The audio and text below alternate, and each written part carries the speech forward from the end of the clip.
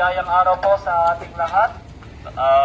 Kami po ay narito upang ipahayag ang mabuting balita ng kaligtasan, ang Panginoong Hesus. Ang sabi po ng John chapter 3 verse 16, "Gayun na lamang ang pag-ibig ng Diyos sa sanglibutan, kaya ibinigay niya ang kanyang bugtong na anak, upang ang sino mang sumampalataya sa kanya hindi mapahamak, o hindi magkakaroon ng buhay na walang hanggan." So ganyan po tayo, mamahal ng Panginoon. Ayon po ba? So, kailangan po natin ng Panginoon sa buhay natin na araw-araw na tayo ay nagigising.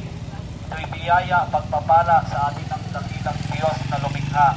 Kaya ano man ang ating pananampalataya, ang pinakamahalaga po ay mahal tayo ng Panginoon.